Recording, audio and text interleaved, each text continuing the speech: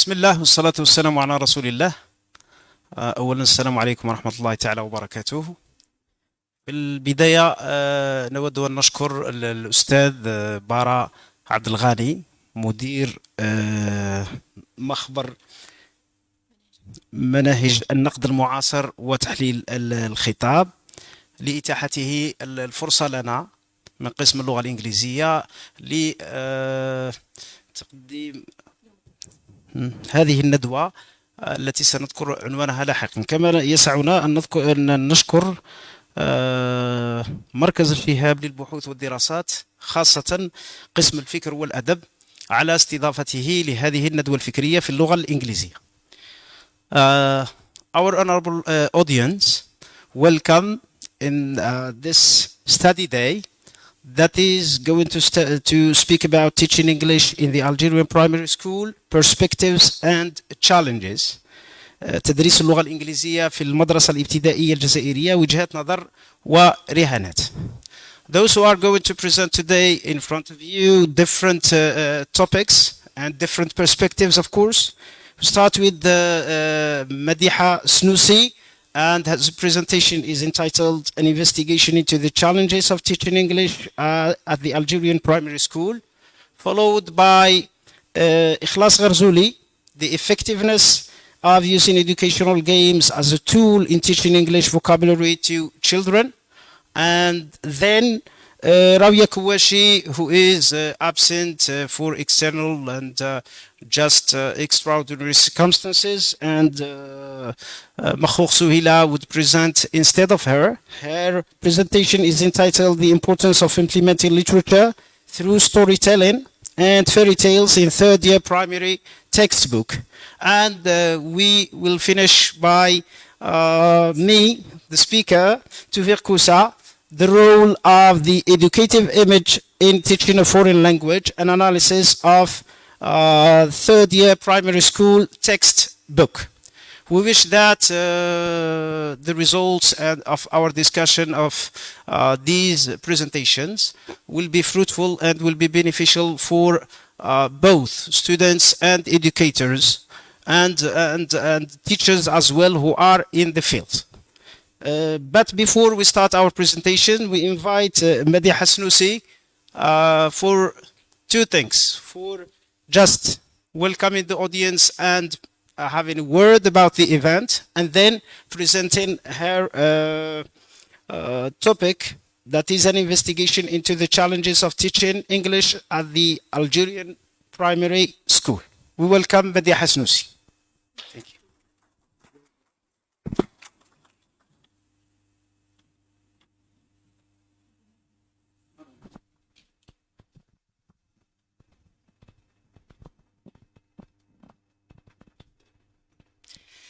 بعد بسم الله الرحمن الرحيم. بدءا ذي بدء أود أن أشكر الأستاذ الدكتورة عبد الغني بارا مدير مخبر مناهج النقد المعاصر وتحليل الخطاب على تنسيق هذا اليوم الدراسي. الشكر أيضا موصول إلى الأستاذ خير الدين درويش رئيس قسم الفكر والأدب ومركز الشهاب للدراسات والبحوث على استضافته لهذا اليوم الدراسي، كما نثمن مجهودات المركز في نشر العلم والمعرفة. أرحب كذلك بالحضور الكريم الطلبة والزملاء. أرحب بضيوف اليوم الدراسي الأستاذ توفيق كوسة والأستاذة اخلاص غرزولي. شكرا جزيلا على تلبية الدعوة وعلى حضوركم معنا. كما أشكر صديقتي ورفيقة دربي الأستاذة كواشي على مجهوداتها في تنظيم وتنسيق هذا اليوم الدراسي. الأستاذة كواشي غائبة بسبب ظرف صحي طارئ، وستنوب عنها في تقديم مداخلتها الأستاذة سهيلة مخوخ. أشكرك سهيلة على تعاونك وعلى حضورك معنا. والآن بدون إطالة أبدأ عرض مداخلتي. Okay, I'm Dr. Madiḥa Snoussi, an associate professor from the Department of English Language and Literature. My presentation is about an investigation into the challenges of teaching English at the Algerian primary school. Well, concerning the outline of the presentation, we start with a brief introduction in which we give a brief background information about the topic. Then statement of the problem in which we highlight the existence of the problem in the Algerian context. Then the purpose of the study along with the question to be answered. Then an explanation of the research methodology with a detailed description of the participants, the instrument used for data collection, the procedures of data collection, Then we display the results and the discussion in details. And based on those results and discussions, of course, we suggest some recommendations. And we end up with a brief conclusion. Recently, the integration of English in the Algerian primary school was the result of the current need for managing the linguistic education of Algerian people through implementing English as a crucial key for, component for economic and scientific advancement and research. Starting from the school year 2022-2023, English was integrated as a compulsory course in third grade curriculum, along with the French, as two foreign languages to be taught at the same time, in addition, of course, to the instruction of Arabic. This sudden integration of English at primary schools has left teachers, pupils, administrators, parents, all confused and unprepared to go through this new experience. And of course, before we tackle the challenges, let's first say what is the benefit of learning a language at a young age. The main benefit of learning a foreign language at a young age is that pupils at the age from 5 to 12 years old have to a certain extent the capacity to use the natural process of acquiring the language. In this regard, Harmer 2012 said, they, referring of course to children, can learn the language they are exposed to with sufficient quality and quantity without the need to systemize the knowledge about the language. Now, what are the characteristics of young learners or those learners at primary school? ER 2006 provided a list of characteristics of children when learning. First of all, they cannot analyze the language. That's why we need always to simplify their input. They perceive tangible events and objects by seeing, hearing, and touching. They cannot understand abstract ideas, so they need to have concrete ideas or perception of ideas. Their learning process begins with listening. They listen first, then they develop speaking, and of course, writing and reading comes later. Their speech structures can be explained in context. We always need to contextualize the input for children. We cannot teach children like language apart from its context. They have a wide imagination. That's why teachers may use this good factor of wide imagination in introducing creative and fun activities for learning. They can get bored and distracted quickly and easily, which means that teachers here have to be or to keep those children always engaged in the learning process, of course, implementing different strategies and activities. Children are egocentric, active, self-centered, and love to learn new things. How about teachers of primary school? Cameron 2001 suggested the most common characteristics of teachers at primary school.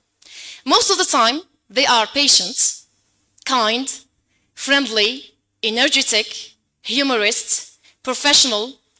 They are willing always to develop their skills or teaching skills through attending different seminars and trainings. And of course, they should communicate effectively with their colleagues, with children, and with parents. Hasnedar 2010 suggested some of the major or the most common used techniques teaching techniques at primary level. So it's repetition, question answering, dialogues, stories, mini role plays, translation from English to the mother tongue, and pair work. Now the challenges. Based on previous studies, a number of studies who tackled the topic, we come up with the 6 major challenges facing teachers at primary schools. First, the insufficient time for teaching English, which results to insufficient exposure to the language. We know that the classroom is the only place for practicing the language in context. So the insufficient time leads to maybe negative effect on learning the language. Of course, the lack of the appropriate training for teachers. If you're not well trained of how to deal with children or how to teach a language, I think this is difficult for you to handle teaching at primary school.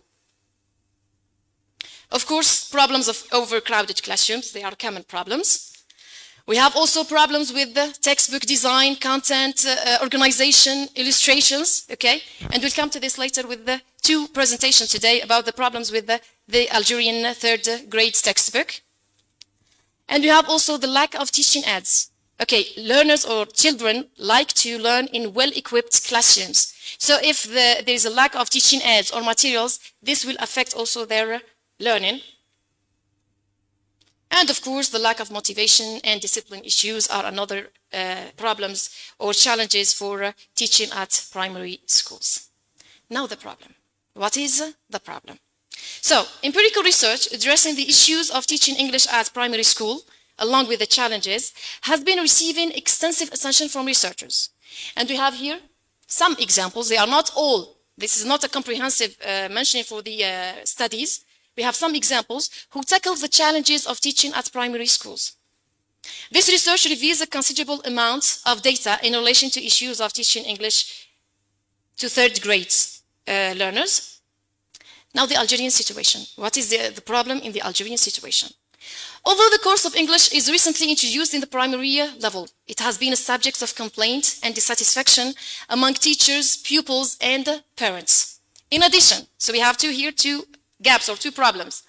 No much research is conducted about the topic in the Algerian context. Of course, this can be justified due to the newness of the topic in the Algerian school, okay? But still, this is a gap.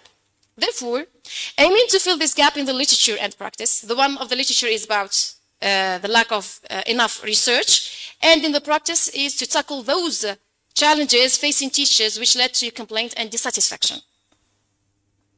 So the Algerian primary school English teaching situation, of course, needs further investigation. This study aims to explore the challenges encountered by English teachers at primary schools in order, of course, to suggest some possible solutions. And in order to reach the purpose of this study, we raise the following question. What are the challenges faced by English teachers at primary schools? For the methodology, the researcher opted for an exploratory research design following a mixed method approach at the level of the instrument of data collection. So the questionnaire consists of some close-ended questions to generate some quantitative data and one open-ended question for qualitative data. For the participants, we have 9 English teachers from different primary schools in Sطيف, Algeria. Of course, the English course was introduced for 1 hour and a half per week, 2 sessions of 45 minutes each. The participants were 7 females and 2 males. The age ranges from 23 to 39. The majority of our participants have little or no previous experience with teaching English. And the participants were selected based on a convenience sampling technique, of course, based on their availability and willingness to participate. The study took place during the second semester of the school year 2022-2023. For the instrument of data collection, the researcher, opted for an adapted semi-structured questionnaire, which consists of 2 major sections. The first section is about the background information of participants. We asked, of course, teachers about their age, gender, and years of teaching experience, in teaching English. And the second section is about the challenges faced by English teachers, and it consists of 10 items measured on 5-point Likert scale from strongly disagree to strongly agree. At the end, an open-ended question is inserted for teachers to mention any further, maybe missed challenges that we have not suggested in our questionnaire. For the procedures of data collection and analysis, well, the questionnaire was created as a Google form and sent to some participants. It was also printed and handed to other participants. At the end, 9 complete questionnaires were collected.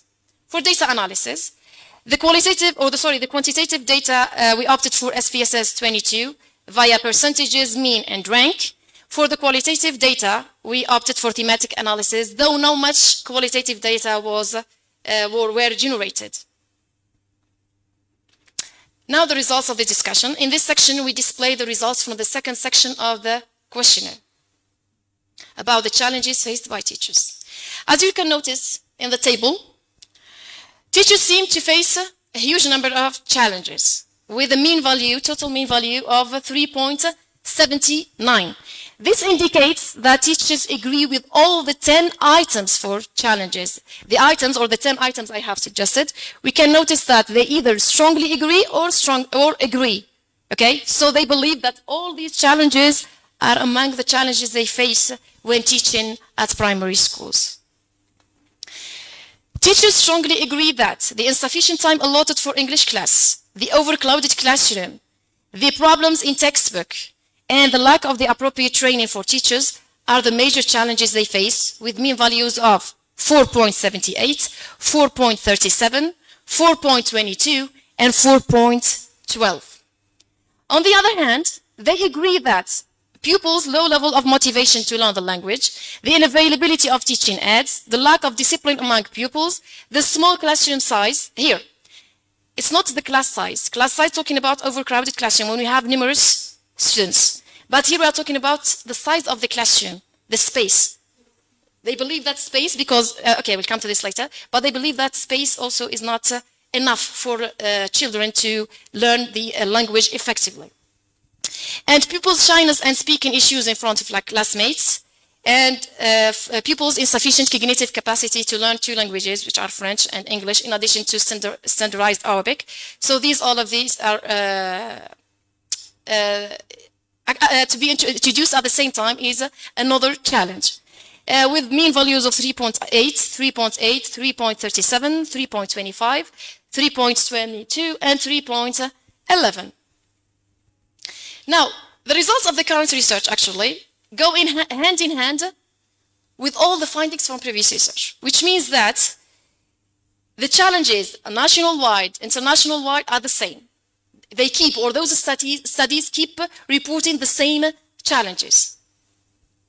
Now, to answer the second open-ended question, teachers mentioned the following.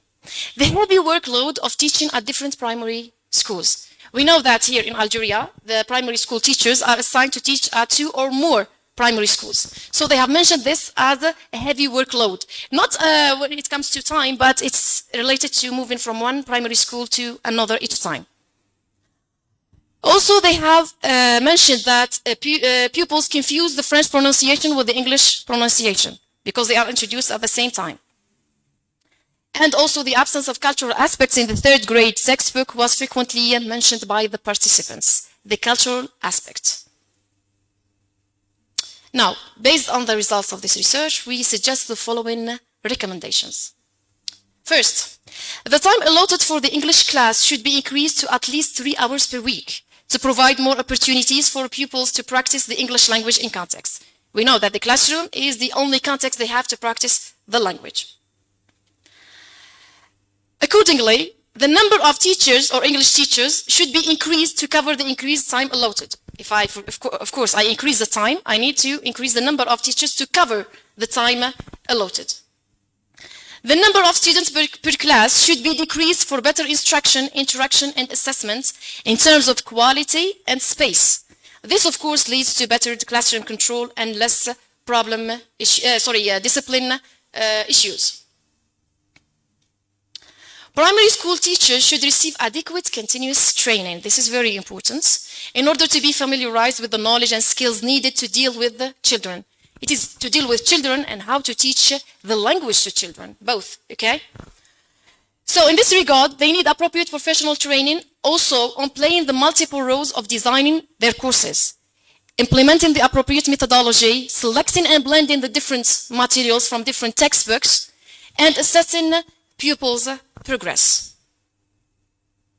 In order to motivate pupils and engage them in the learning process, this is in relation to their low motivation, we suggest that teachers should provide interesting activities which are enjoyable and active.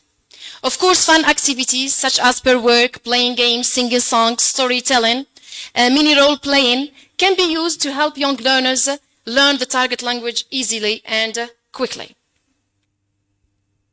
For more effective English teaching, we know we are now at the digital era of education. ICTs and teaching materials and aids, such as cards, posters, maps, postcards, smart boards, overhead projectors, should be provided first by the administration and utilized by teachers. And finally, in order to avoid the problems of confusion of interference between the French and the English language, the courses of French and English should be introduced at 2 different grades. The conclusion, it's just a brief conclusion. If the teaching process and conditions are set appropriately, addressing the issues of teaching English at primary schools, we believe that the results can be rewarding for all teachers, pupils, parents, administrators, policymakers towards a more effective English classroom. These are some of the references I have used for my research. Thank you very much for your attention, and your questions are the most welcome. Thank you.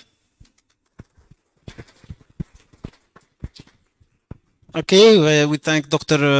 Madiḥa Snoussi for her very detailed presentation.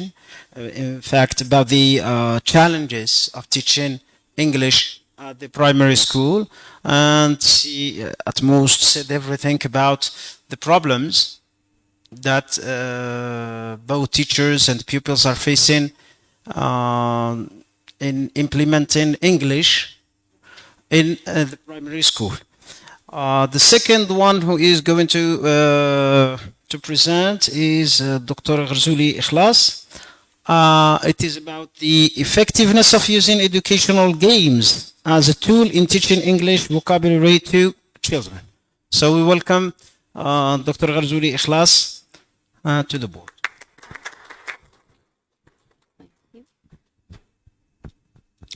So, good morning, everyone. Special thanks to the audience for coming today on their weekend. Special thanks for the organizers, starting from Professor Bara Abdelghani, Dr. Madiḥa Snoussi, Dr. Kouachi and Dr. Sahila Mkhokh. So my presentation today is entitled The Effectiveness of Using Educational Games as a Tool in Teaching Vocabulary to Children. So as everybody knows, English has become the worldwide second language for all nations around the world. And the increasing importance in learning this language led several textbook writers, syllabus designers, and teachers alike to think and apply modern techniques to teach this language. So, assuming that it's vital for children to start learning English, and especially vocabulary at an early stage, and my colleague Madiḥa has cited many of the benefits of teaching languages to children at an early age. And assuming that vocabulary is a component that merges all the four language skills, namely listening, speaking, reading, and writing. So several attempts are made to assist children in the problems they face while learning vocabulary. And one of these attempts is the use of educational games to teach children vocabulary. Yet, doubts remain around the effectiveness of educational games. So, my presentation will try to answer one question, which is, will the use of educational games cause any appreciable difference as regards children vocabulary acquisition? Yes or no? So that my question. In my presentation, I relied, of course, to answer this question, I relied on an extensive review of the literature, on my long experience of teaching English to different learners of different levels, and my informal discussions with some friends who are currently teaching English at primary schools. In my presentation, I will tackle some of the operational definitions of the key terms, types of educational games, benefits of educational games, the practical challenges in implementing educational games, and I will end with some recommendations for both teachers and decision makers. So what do we mean by vocabulary? I have selected the most expressive definitions. Vocabulary are the words students learn in a foreign language. Vocabulary is the biggest component of any language. If you don't know enough vocabulary, you will not be able to express yourself adequately. Without grammar, very little can be conveyed, but without vocabulary, nothing can be conveyed. If language structures make up the skeleton of language, then it is vocabulary that provides the vital organs and the flesh. That shows the importance of vocabulary. That's why I have chosen this element, vocabulary. What about educational games? So when we talk about educational games, we will talk about two recent terms, which are the gamification and the edutainment. What do we mean by gamification? It's simply the use of games in non-game contexts, like the educational environment, to let learners have fun and feel motivated. Edutainment is a hybrid genre that mixes having fun and learning together, and these are quite recent terms in applied linguistics. So what do we mean by educational games? According to the London Dictionary of Language Teaching and Applied Linguistics, games are defined as an organizational activity that usually has the following properties: a particular task or objective, a set of rules, competition between players, and communication between players by spoken or written language. So, of course, there are different types of games that came in different formats and styles, and that cater to different levels of learners, and there are many. So I have chosen the easiest ones that we can use, especially with children, as my presentation is about teaching vocabulary to children. One of these games, and these games, of course, are very common in Britain and the United States. So the first type of these games is called the checkers. What do you need for the checkers game? You need the checkboard. And this game is appropriate for children from 5 to 12 years. This game, so you have the checkboard. The checkboard consists of 64 squares that goes alternatively between 32 white squares and 32 black squares. We have words on the shaded or black squares. Then if a child wants to move his piece on one of the words, he has to provide the correct definitions. After 2 wrong answers, the game ends. The second type of educational games is what we call the Pictionary. The material needed is a Pictionary junior card. And this game is appropriate for children from 5 to 10 years. So in this game, the teacher will ask one of the students or learners or pupils to, the teacher will give him a word, then ask him to draw a clue for this word. Okay, so, and the other members of the class will try to guess what's the word about, like in the picture. So the student or the child has drawn something like ears, and we have the other children are guessing.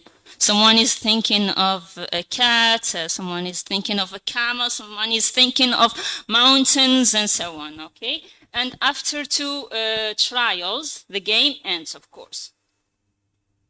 The third type of games is called the Go Fish vocabulary. So what do you need as a material for this game? You need the Go Fish vocabulary card. And this game is appropriate for children from 3 to 15 years old.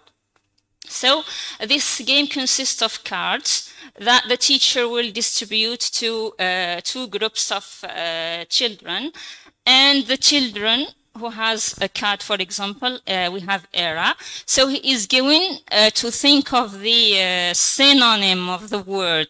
Okay, he is going to ask for mistake card.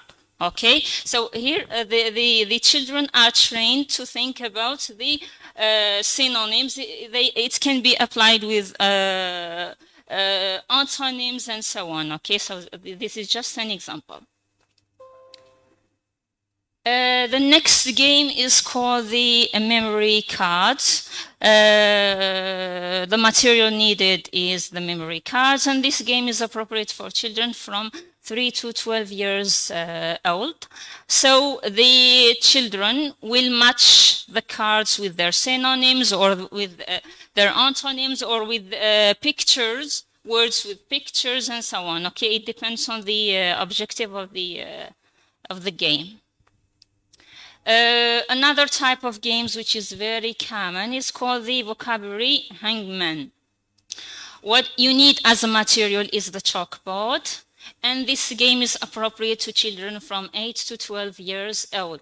So the children, so the teacher gives the word to one of the children.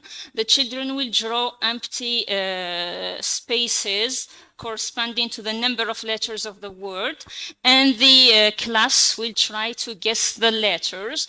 With every wrong answer, the children, the child will draw a part of the man, and the game ends when either when the picture is completed or when the word is guessed. A last type of game is called the word search that everybody knows. I even use it with my students at university. So you give them, the material is the word search puzzle sheet.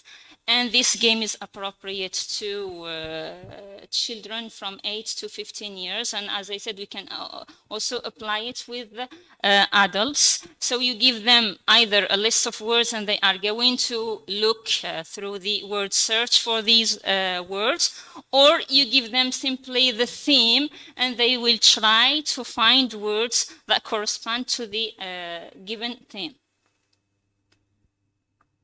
The benefits of educational games. Of course, educational games have several benefits, starting with language mastery. Of course, if these games, when applied to teach vocabulary, when you learn vocabulary, you are going toward the mastery of a language. Children will improve their spelling. Their concentration will be improved as well as their memory, because the muscles of the brain are forced to concentrate, are forced to work. So this makes the brain more flexible. One of the benefits is also the healthy competition between the children in class. Okay, so we have this kind of competition, this kind of motivation and happiness, self-satisfaction, especially when the teams win. Of course, with every technique, we have always practical challenges at the level of the implementation. So, the practical challenges of implementing educational games include noise and messy classes. As you know, children like to speak a lot, to move a lot. So this will be a challenge for teachers to manage the class. We have also the use of the mother tongue. So children will speak in their mother tongue instead of speaking in English. That's also a challenge. But the teacher, at this stage, the teacher should speak in English, okay? It can be a waste of time, especially when teachers do not provide sufficient explanation, instructions. If the teacher doesn't explain the objective of the game, of course, it will end as a waste of time. There is also a research by Robertson who confirmed that male learners achieve better results than female learners in classroom based on games. Okay, according to him, males prefer learning in a more stimulating and competitive environment, whereas females prefer the safest and less conflict environments, although I don't agree totally with this research.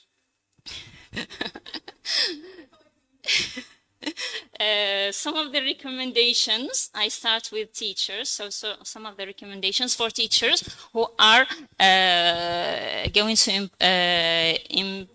apply educational games in their teaching. So they should choose appropriate games and decide on their purpose. They should also consider the number of pupils in class, the duration of the game. Of course, you are not going to choose a game that will take the whole session. They should also consider their age, their gender, their proficiency level in English, their social, cultural, and economic background.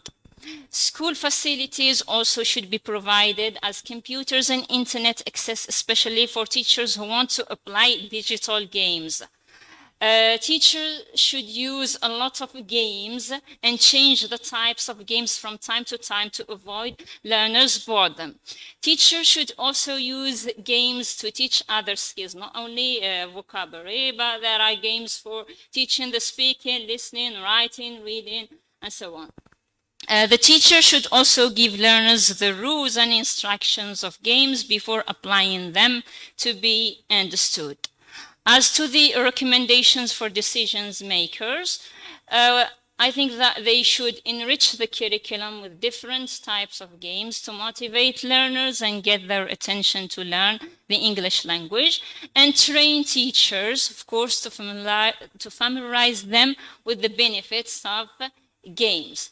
As a conclusion, I can say that gamification is a perfect tool to teach a foreign language, to teach vocabulary especially, unless it provides students with the opportunity to learn, practice, and review the targeted skill that the teachers want to teach. Thank you for your attention, and all your questions are welcome. Thanks, Dr. غرزولي. Your presentation was really very interesting, and this shows with the previous presentation the hard task that is waiting future teachers to teach at primary school, especially teach children. The third presentation is entitled The Importance of Implementing Literature through Storytelling and Fairy Tales in Third Year Primary School, and would be presented by سهيلة مخوخ. Okay.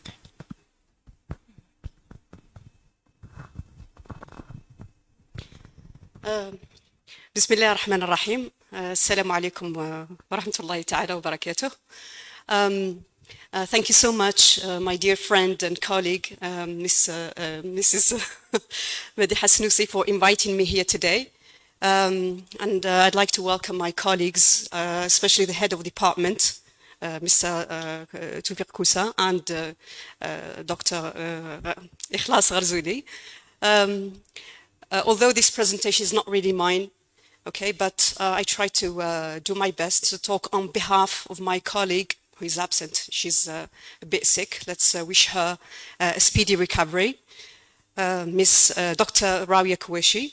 So today I'm here to talk about her topic, which is about the importance of implementing literature through the use of storytelling and fairy tales, namely fairy tales, in the third year primary education textbook.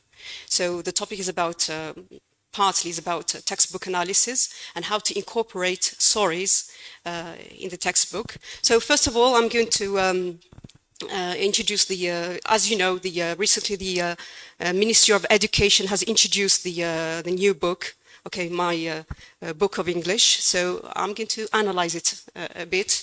Then I'm going to talk about the importance of literature, and namely storytelling and fairy tales, okay?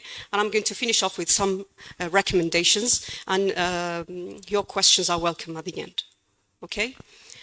Well,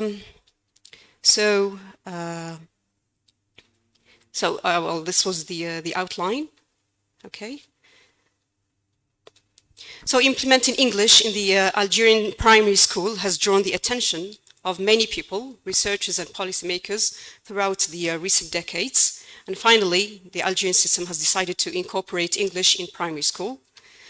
Teaching English to primary school pupils was a significant step to make important changes to the Algerian educational system. Yet, the integration has elicited a myriad of challenges and perspectives, especially in relation to the content of the textbook, okay? So accordingly, this presentation seeks to shed light on analyzing the textbook from the perspective of literature. Okay, what's the role of literature in the content of the textbook material, in order to unravel the importance of integrating literature through storytelling and fairy tales in the textbook of third-year primary education. So this is the cover page of the book. Okay, you can find it online on the internet. Okay. As you can see here, the content of the book or the syllabus, the sequences, yeah, they are called sequences. They are almost the same as the book of middle school. Okay, it's almost the content or the sequences are almost the same, especially me and my family and my friends, my school. Okay, they are very similar in many ways concerning the content.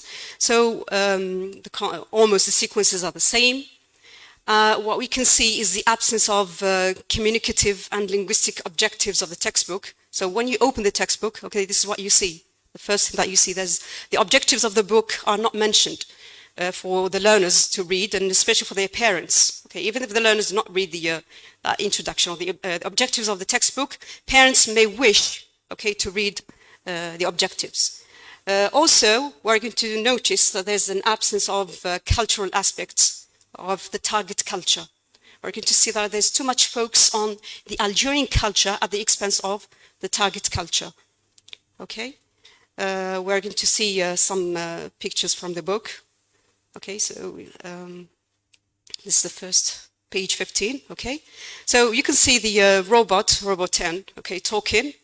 You can notice that the Algerian system has decided that English is probably given more credit than French. See what the robot is saying. I speak Arabic, English, and French. Okay, it means that English is taking a new situation here in Algeria. Yet it's the robot who's saying this, not a child, unfortunately. And the only aspect of the target culture is represented by the boy Peter. Okay, Peter, this is, the robot is introducing his human friend. So this is my friend Peter from London. So the English culture is represented only through this, what? Yeah, you can see, yeah. The English culture is represented only through this boy, Peter. Okay, you are going to see that the focus is mainly put on the Algerian culture. Here you can see virtual creatures like the robot kid, okay, and the fennec. They are virtual creatures, they are not real. And the focus is even the interaction of the teacher. The teacher is talking to these creatures, okay? So there's no speech to real pupils, only to the robot kid and the fennec. Okay? Now on this page, you can see some contradiction. Hello and goodbye. Okay, so you feel like there's no real interaction, no communication. Communication is totally missing. So no communication in this dialogue, two people saying hello and goodbye at the same time. In the next page, okay, since the focus of this presentation is on storytelling, yes, they say listen to the story, but actually the story is about a conversation among a number of people. Okay, it's not really an authentic story, the stories that we know, right? So in relation to literature, there are very few stories and they are relevant to the Algerian culture only. As you can see, there's a family, a brother and sister sitting together having a snack or something. Then there's a new friend coming probably from the desert. This is what we can see from the picture. And I also read the script, the listening script online. So I know what's going on here. So it's not really a real story taken from the literature, because normally children prefer to read famous or stories that they already know in Arabic. They wish to read them in English. This is how they can improve their vocabulary very quickly, right? The next page, also page 22. Again, the robot kid and the fennec, they are the folks, they are the famous characters there in this textbook. The same thing here.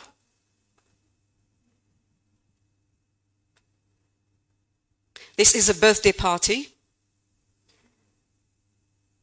I mean, Same thing here. You can see too much focus on the Algerian culture. Can you see this girl in blue? Okay, she's wearing traditional clothes. Maybe she's coming from the deserts, which means at the beginning I thought she was an Indian girl. Then later on I realized that she was just probably an Algerian coming from the desert. So we don't see anything related to the target culture. So the aim of this presentation is to highlight the importance of implementing literature in the textbook of third year grade in primary school. Okay, so let's talk about the importance. We move on to the next point, the importance of literature. So it provides a real-life context for the language. It is a rich source to use language in its context and to ensure a good teaching and learning process. Okay, language cannot be taught out of context. For Ezra Pound, great literature is simply language charged with meaning to the utmost possible degree. Okay, and literature, according to Mackay, literature can be useful in developing the linguistic knowledge, both usage and use. Usage, which has to do with the language structure, the grammar, and the use is the grammatical, the functional use of the language, okay, or the communicative aspect of the language. Now, according to Parkinson and Thomas, okay, they list the benefits of using literature in the English classroom. It's a source of cultural enrichment, linguistic model. We need to hear a model or to read something real, okay? It provides linguistic diversity, mental training. It's an extension to linguistic competence, authenticity. Okay, the literature, when we take something from the literature as a material, it's something authentic. This is the real language. Usually they are memorable, especially when it comes to the use of poems, songs. Okay, they can be memorized, archive of linguistic usage. Rhythmic source, motivating, open to interpretation, and convenient. Okay, it is a handy resource. It's something practical. So literature allows pupils to understand and appreciate cultures and ideologies different from their own. Consequently, children learn to respect other cultures and to be involved in them, according to Gomez. Yeah. Now, let's shed some light on storytelling. So by literature, there are lots of things from the literature, so let's focus on storytelling, which is a significant aspect of literature. It is an essential source to develop children's listening or the 4 language skills: listening, speaking, reading, and writing. And bear in mind that stories are not meant to be read silently, but they are also meant to be read aloud. Okay, so they develop all the 4 language skills. So unlike adults, children have special ways of learning. They like listening to stories in their mother tongue or a foreign language. Okay. For Piaget, the 3rd stage in children's theory of cognitive development is called the concrete operational stage. As children like to learn the concrete things, not abstract things. So it is between 7 to 11 years, and in this stage, children develop concrete logical thinking. Children can understand concrete rather than abstract ideas, so the teacher can use storytelling to put the language in a concrete context rather than teaching new vocabulary in abstract ways.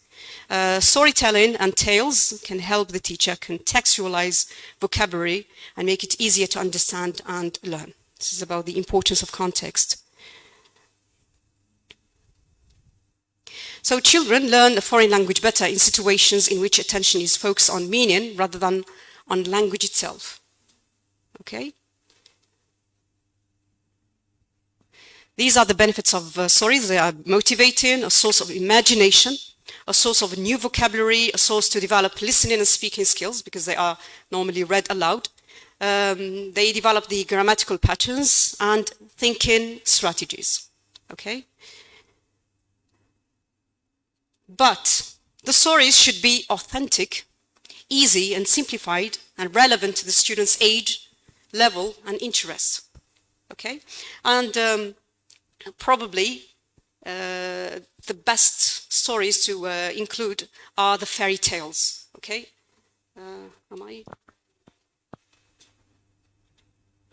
So in addition to selecting stories like fairy tales, that are known to pupils is really helpful to develop their comprehension and acquisition of English. I remember when I majored in English the first time when I enrolled for English at the university, the first thing that I did is that I read books. I read books which are related to cartoons I watched as a kid. Okay, like Tom Sawyer, The Adventures of Tom Sawyer, Huckleberry Finn, the Alice's Adventures in Wonderland. I was so excited to read those stories because I watched them as cartoons. Okay, the same thing for children. They prefer to read books. To read stories that they are already familiar with. Okay, this is how they can develop their language better. Fairy tales. Okay, you know the fairy tales, such as here we have some. Examples. Well, I'm not blocking the way, I hope. Yeah. For example, you can see here some of the benefits of using these fairy tales. For example, how students or pupils, young pupils, can learn from language or vocabulary from these famous, well-known stories, like the story of Cinderella. So according to Joe Bertrand, okay, from the British Council, yes, sorry, because you can't see the text, sorry. Because I can see it, yeah.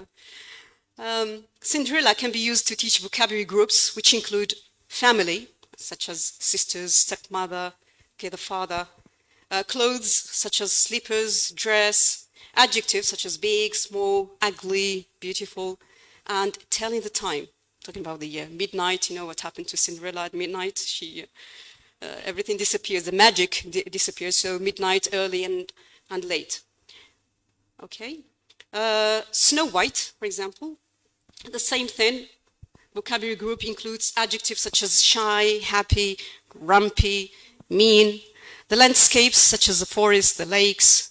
Buildings such as houses, the castles, the towers. Houses and furniture such as beds, kitchen, housework. Okay. The Little Red Riding Hood. Okay, vocabulary groups. We have animals in the forest, the wolf. Okay, food such as apples, cakes. The landscape, trees, lakes, and forest. The senses such as hearing, seeing, touching. Parts of the body like the ears. Okay, why do you have big ears? Why do you have big eyes? Okay, the nose, the hands, the teeth. Okay. Now the story of Hansel and Gretel. Same thing. They provide vocabulary related to family, the father, the stepmother, food like sugar, the cakes, sweets, home and furniture, for example, the door, window, bed, the oven. Numbers, crumbs on the ground, okay, bread crumbs. You see when the boy was leaving crumbs of bread, okay, to find their way home, back home, yes. Now we talk about some recommendations. Okay, so textbook designers should give more importance to literature in the textbooks. As you have seen, almost stories are missing, or the literature is missing in the textbook. So textbook designers should give more importance to literature in the textbook through using authentic, simplified literary text in the form of stories and fairy tales, relevant to children's age, level, and area of interest. Okay, there are plenty of stories, okay, for children. You can also find them in the British Council website, okay, Learn English Kids, okay, it's a famous website. Textbook designers should design activities that represent an appropriate cultural context of the foreign language. They should use names, places, and pictures that refer to the real context of the foreign language. Okay, there's something that I didn't mention here, and probably it's about when I read the listening script. I noticed that the teacher is called Hind, okay, and the pupils call her Miss Hind. And this is a cultural mistake. It's normally we say use the title with the surname, not the title with the first name. This is wrong in English.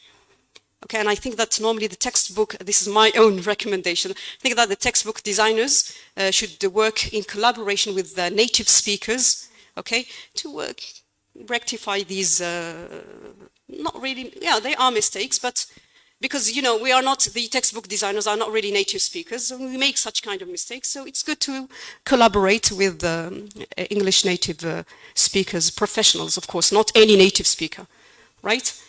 What else? using names, places. So Miss Hind, and I think there's something else. Yeah, the word, for example, well, the English was British English, or we call it British English because through the choice of words, sweets, they mention sweets, not candies. They say maths, not math. Maths is British English. So since they follow the British English, the British accent, suddenly I found the word eraser mentioned there. The word eraser meaning the rubber. In British English, it's called rubber, mimhet. Okay, but they put the word eraser, which is American, so there's a mixture of accents, and this should not happen. It's fine to use the American English, but we have to be consistent. So textbook designers should either use American English or British, or if they ever use one accent, they mention this. They say, well, in English it's called rubber, for example. Well, these are just some examples to be rectified probably in the future. Teachers should be creative in using the activities of the textbook because teaching is a creative profession, not a delivery system. Okay? Great teachers do pass on information, but what great teachers also do is to mentor, stimulate, provoke, and engage, according to Ken Robinson. Now, to conclude, okay, this presentation casts light on analyzing the textbook of the third year primary school. It shows the importance of implementing literature through storytelling and fairy tales to young children. It reveals the importance of introducing authentic, we are looking for authentic English, okay? Authentic, simplified, well, according to the level of the learner, simplified stories and fairy tales to develop pupils' language use and usage, communicative capacities, and their cultural awareness about the target foreign culture.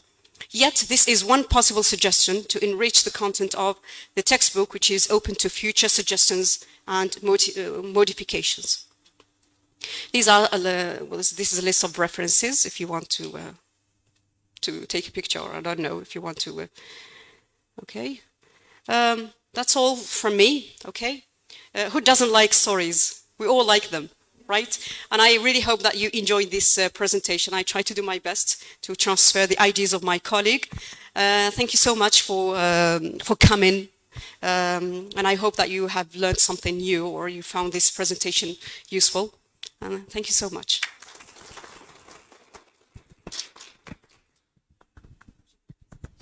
Thank you, Sahila Mخوخ, on behalf of Koucha, and really you transmitted her ideas well. Right, so the last to intervene is me. Of course, I will skip to the last because I have a lot to say about the images, the educational images that were used in the textbook. Okay, I welcome myself.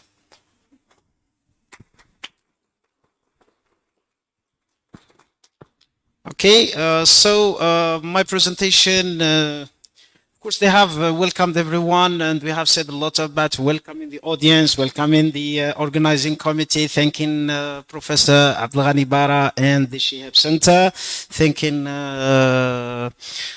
Snusi Madiḥa and Koucha for organizing this event. Just I have to say something to say. I would like all to thank Mr. Kousa for coming, for supporting. He has many commitments, but he devoted some of his precious time to come today and present with us. Thank you very much. I do really appreciate it. Thank you. You are welcome. Of course, my presentation is about the image or the role of the image in teaching a foreign language, and I have taken the example of the third year primary school. Right. So why the image? Because it is in fact in this textbook and at this level is highly linked with the tasks and with teaching the language. And you know, as my colleagues said previously, that the children learn through concrete things and not abstract things. And one of those concrete, to make things concrete, is the image itself. Okay. Where is it? Let me first.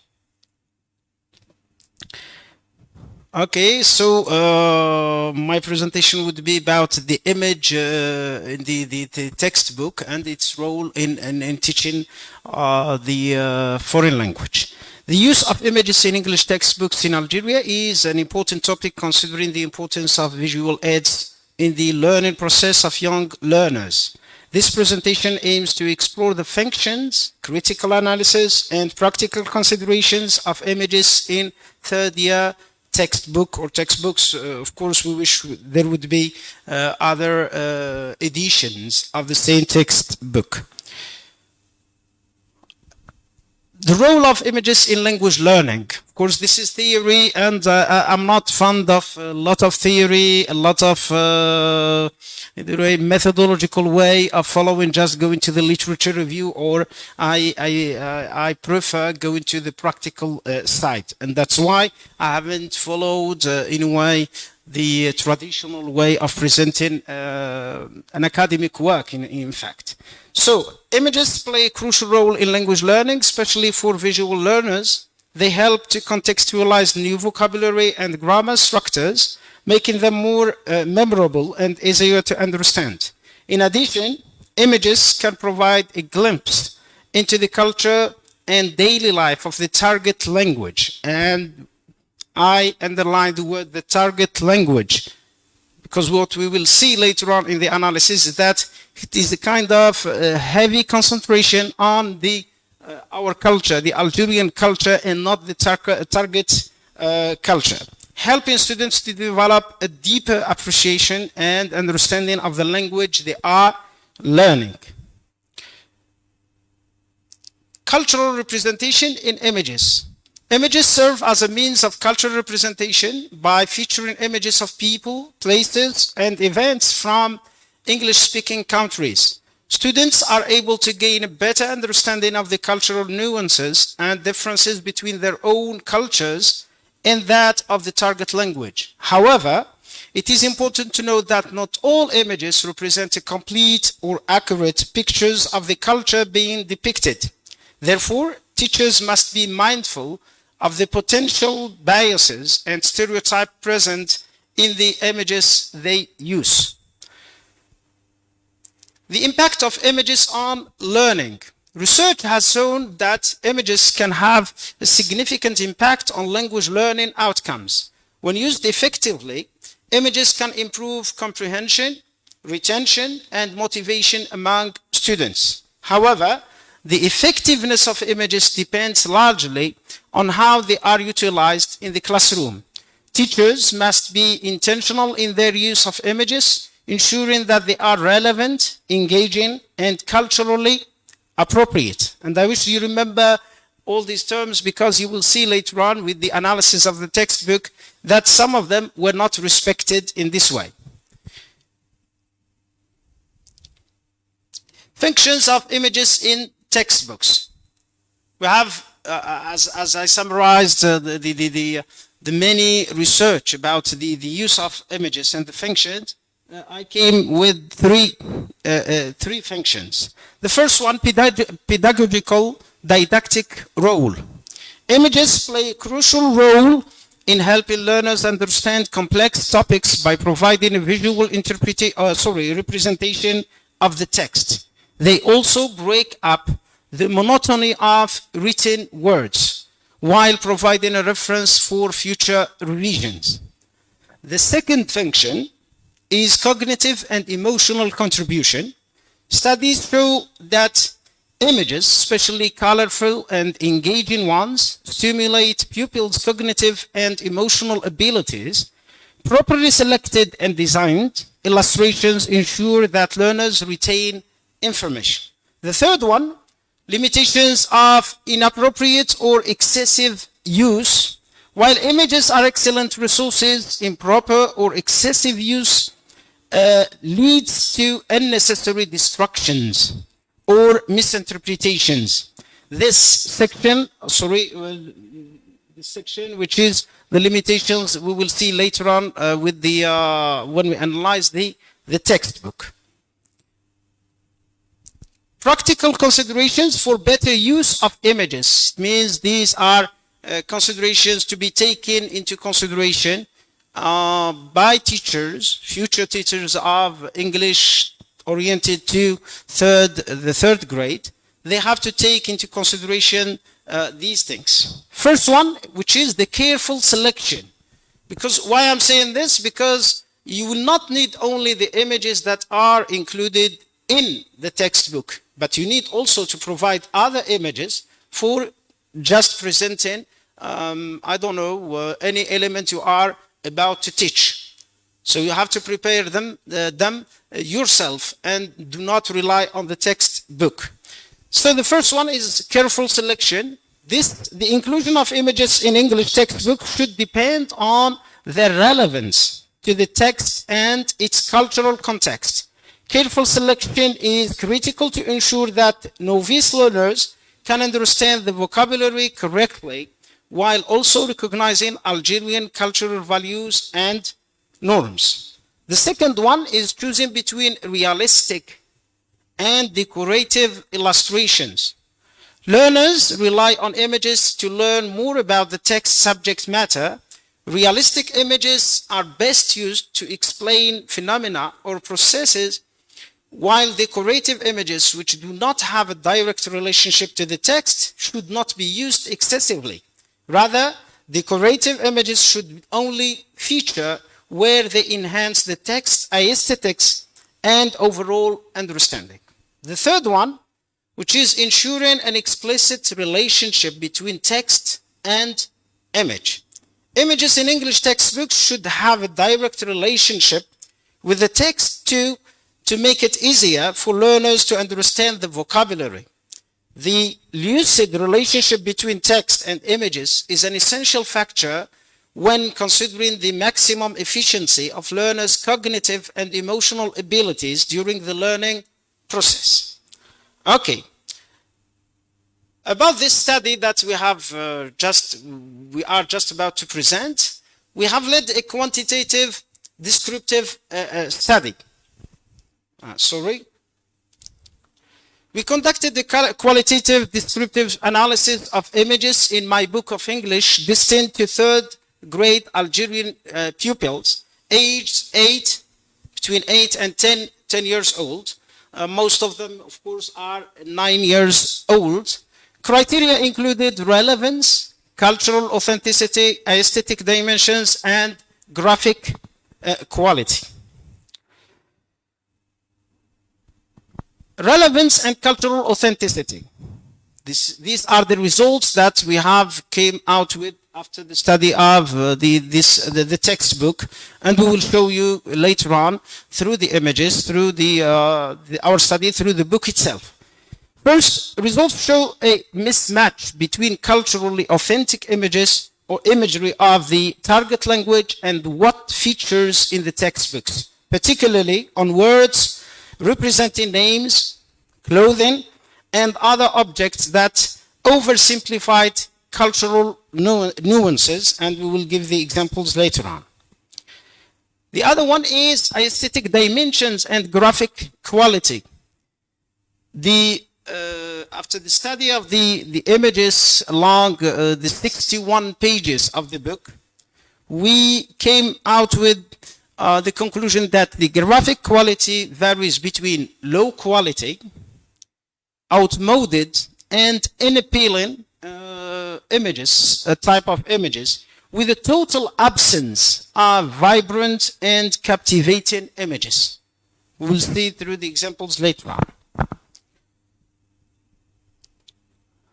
Of course, this is the table that is not clear, but I can show you this. We started now the analysis. The table is here in Excel form, where I recapitulate all what is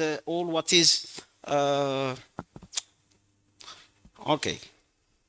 It is not clear in my screen here. I will read there. Of course, I don't know how to make it work. Let me do it like that. Where is the...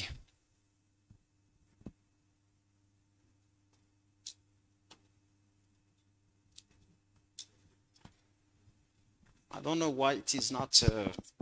Yes, I don't know why. This is it. This is it. So this table is recapitulating the problems within the images in this textbook. Of course, when I say the problems, it doesn't mean that it is all about problems. The one who designed this book is the Inspector Tamra Batlounis, and he's a famous figure and has a good experience in designing textbooks. And of course, because maybe, I don't know, the issue was just in a hurry to prepare something for third year classes. Yes, it is a sudden decision, and that's why there were such problems in the images. But anyway, this is not the topic of my presentation of today, but still someone who reads the book and analyzes it would find the link, would find the kind of typology in the tasks. There is of course an effort behind. We will see that the tasks that were directed to pupils are very accurate, up to the level. They are how to say, there are many tasks, different tasks.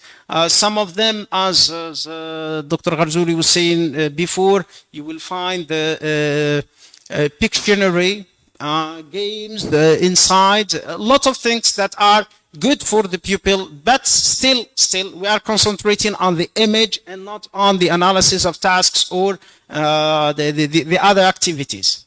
So here you see that the first problem is that these images are suffering from is a bad example. What do I mean by bad example is that, for example, to teach the student a given word, a vocabulary, but the example in the image is bad. Bad in terms of what? You see, for example, page 5, the use of the parrot, the image of the parrot, and the image of the parrot for the word to maybe to repeat. Of course, the parrot is known in every culture of the world that is repeating. But for a child and for the cultures, most of the cultures of the world, it is kind of pejorative. You know pejorative? Le sens péjoratif. It means that it is a kind of conveying a bad message. Conveying a bad message. And here the parrot, in our culture we say يعود كي الببغاء, which is something negative and not positive. So to use the word just to convey or to teach the word repeat through the image of the parrot is something bad. You see, for example, the page in page 20, and I will show you later on, there is no link between the pupils, what they are doing, the pupils, and the question that is given by their teacher. There is a question by the teacher and pupils are doing something. But through the image, we don't see the link. The other one, for example, page 22. We have two erasers. And not all of them, both of them are not totally red. They are red and white. And the teacher is, or the ones who are around the table are asking, where is my eraser? When you say, where is my eraser? Normally in the image there should be only one, not two. And both of them are under the table. Both of them. And then what color is it? The other one answers, it is red, while it is not red. So here you are dealing, and I'm saying, you are dealing with a child and not dealing with an adult learner. The other examples, of course, we will see this, but I have just summarized them here. You see, content of the image. Content of the image. The content of the image, for example, the background. Most of them suffer from the background. You see the grandfather, and the grandma, and behind them there is a kind of architecture that is not existing in almost all Algerian buildings, which is not going with that. The other one, for example, content image, the robot and the fennec in the classroom or in the, I don't know, in the garden or whatever. So what they are doing here. The other one, for example, the content not real. The content is not real, like the image that was presented before of the story in the, I don't know, going in a picnic, and there is a lake that is very small and it is full of fish. So this is not real. So it is a kind of, I don't know, it is not even a lake. So how to describe it? The other one is a pet shop. Inside the book you will find a pet shop. But a pet shop where you will find dogs, cats, other animals, and then fish, and then birds. Of course, in pet shops they are specialized. So it is for fish, for dogs, for cats, or even dogs and cats, they are together. But for example, birds, they are not there. Between brackets, لو كان يخرج تطلق القط كلا هذوك الطيور الكل. So that's why there is such a division. But in the image, we will see that they are all together there. The other one is cultural reference. Cultural reference, and most of the times, starting from the first page of the book, the textbook, until the end, it is overloaded with national references. So the fennec, the culture, you have the great mosque of Algiers, you have someone who is praying, I don't know, elsewhere, a very old sheikh, just praying. So what's the aim behind that? And you have the fennec and the Algerian flag every time. And that is all the omnipresent, as we say, omnipresent in the classroom, at home, whatever. So you are teaching English, and you are not teaching Algerian culture or Algerian patriotism. The other one is persona. What is persona? Persona is the characters that are used, the people, the images. We call them the persona. It means that they are not real people, and we keep repeating them, which is kind of creating a monotonous. I don't know, monotonous feeling, a monotonous climate. Why? Because we have 6 or 5 persons, call them persona, that are along all the textbook. We have one who is having, I don't know, her hair cut in a given way. It is along all the textbook, which is something bad. So the other one is reference to national elements. You have stereotyping, and I was just speaking with my colleague there when Mrs. Mخوخ was presenting, speaking about the fairy tales, and she said the girl she is wearing as if she is someone from the Sahara. This is a kind of stereotyping. It means we have color, we have linked the dress and the color that is used on the skin to the Sahara, which is something bad, right? The other one that we will see later on, the names of the people. We have, for example, in one of the images, the name Bekir, a child called Bekir. Of course, if I ask the audience or most of us, they don't know. This is not common. This is not common name. But the idea is not that, because with the image that is working with the name Bekir, it is a reference to the Mzab region. The Mzab region, which is in Gardaya, because they have the name Bekir, but we don't know whether they are still naming their children Bekir or not. The only Bekir we know is the one, the sheikh or the imam who is presenting every Ramadan at the very beginning, Lajnat al-Ahilla, whose name is Bekir or Bekiri, right? And so the name Bekir is a child of 9 years old, able to decipher and to link the name back here to the image of a child who is put in, I don't know, taqiya or something like that, that is specific to the Mzab region. So this is the kind of stereotyping. We have also stereotyping through the birthday. The birthday, why I say the birthday, and I will say it later on.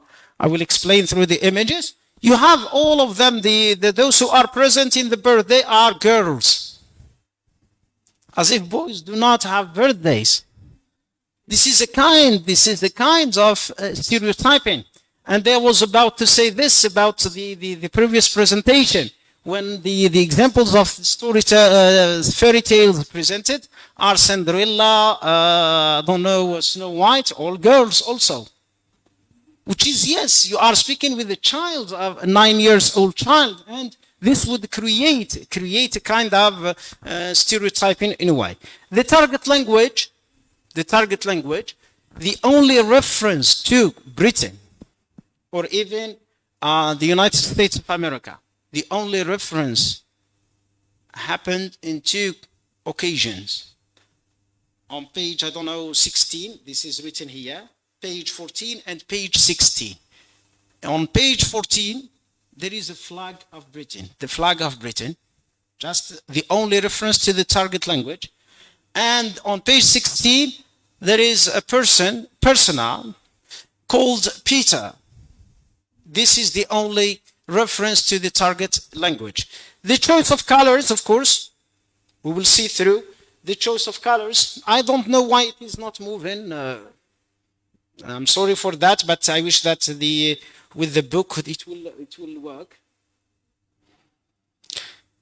And then the other one, which is the last problem, is the content and the task itself. The content and the task itself. So I wish we will finish with this Excel. I don't know. Let me first. Okay. We go to the book. Sorry, this is not the presentation. We go to the book, of course, through the concrete examples. Of course, this is the book, my book of English that is presented my colleague before. But you see here, starting from the beginning, the concentration is on the colors of the Algerian flag colors, which are red, green, and white, which is also here. We move to, I'm not going to speak about the content because this is not my cup of tea. I'm speaking about the images, right? So here, with this image, the use of cultural elements of the receiver, not that of the target language. And the focus is on the patriotic signs. So this is a kind of, yes, it is good. The intention is to create a kind of gamification relation to football, the Algerian team or whatever, but to use the fennec like that, which is also with the Algerian flag, I don't know what is the use of that in a book of English. The other one, the choice of colors, and why I put that on the beginning, simply because you go through 61 pages, you will not find one single real life picture. Right? And this is bad. You are relying on these maybe because on the idea, because you are referring to the idea that children are watching cartoons, comics and cartoons. But this is far from reality. Far from reality. Why? Because maybe this is observable. I cannot say, academically speaking, I cannot say that research or I can make statistics, but we observe it at home. Our contemporary, of course, the life, in our contemporary life, children are no more watching cartoons. They have just their tablets, they have their phones, and they are watching other things, and they are no more interested in such cartoons. For most of them. And so to concentrate on that and to teach them the language, they will not be attracted. Right. Then the other one, as I said, this is the other one, the pejorative meaning of the parrot being a connotation to a bad habit. To use the image, of course, we have, for example, among the techniques that are used in classroom, you have role play, for example, role play. And to teach your pupils the word repeat, the vocabulary repeat, maybe you may use 3 or 2 or 4 students, and one of them you call him, you are the parrot. I am sure he or she wouldn't like that because of the term parrot itself. Then we move to other things here. Though the term is correct, small letters, but the exact one is lowercase, minuscule et majuscule. So in order to show, because we go through the lowercase and capital letters all along the book, at least at the very beginning you show it small letters. It is okay just to introduce the term to make the pupils understand. But you have to mention also the other term, which is the lowercase, the exact word for the other activities. In general, one can note the page is overloaded, whether in terms of script and images or tasks. You see the image here. I don't know where to put the, it is not for me, how to make it full screen. But you see here from the top of the page, look. Listen, listen, look and say. Listen, say and show. Then small letters. Then listen, say and show the capital letters of the alphabet. You have 3. Listen, say and show. But different activities. Capital letters. Here?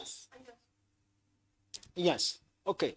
And then you see how many tasks are there? Maybe 3 or 4 tasks, with each task having 3 or 4 subtasks. And this is a kind of overloading the mind of the child, because we are speaking about a child of 9 years old. Right. Here comes the famous picture of the names. We have here, look to this image of the family. The first one, the first thing that would attract our attention is the names of the members of the family. Mr. and Mrs. Sidou. You see, Sidou. Sidou, I'm not going to, I don't know, go into kind of interpreting, because as I'm teacher of literature, we interpret every time we go to many interpretations and many meanings. But the word Sidou refers first. We don't have a lot of, we say Sidou. But in our culture, in some of the families, especially those who are having a grandfather and who is just related to religion, and he is an imam or a sheikh, they say Sidi. Sidi, we have in some families doing this. So here, the other one, she's the father saying Sidou. Sidou is a kind of master-slave relationship, and going, because we are dealing with the mind of a child. So it is preferable not to use this. Then the names of the children, Maryam, Yasmin, Lilia, and whatever. And then look to the background of the picture itself. Yes, the design, I said it in the previous one, that among the results we get out from this study is that the quality of the image is very bad. And then the background. The background is almost all the families in Algeria, in almost this background is not existing, no more. Which is the Ottoman way of building or design or architecture, It is not existing anyway, right? We move to the other one, which is also the family. The family. Maybe it is better to get back to this one. Sorry. Voila. No, still. I use this. Maybe the zoom. Like that. You see here reference to national cultural elements which are not part of the daily life of pupils. Where is it? Which is through the frames. The frames are not there clear, but in one on the one side, which is a sheikh Algerian old man praying, which is very old, and the other frame is about the great mosque of Algiers. Right, and then you have. I'm not going to the details and speaking about the background in this meeting. Also, if you go to the image, you will find the kind of drinking, the way they are put here. For example, we have as if it is na'na' بالمونت. You see here, it is not clear here, but in the book you will find it. Just the leaves have mount, right? And you will see this is a kind of, in a way, old fashions, because we have first small families nowadays, and second, I haven't speak about myself, and I'm old enough to say that I haven't seen this scene and gathering around the since ever. So how to convince a child nowadays but that the scene exists, and how to teach through this one? If, and my colleagues said this before, pupils understand through concrete things. They don't understand abstract things. We say in literature and in the analysis of images also that pupils understand images, they don't understand symbols. Yes, they don't understand what is behind the image. They understand what they see only. We go to the other image.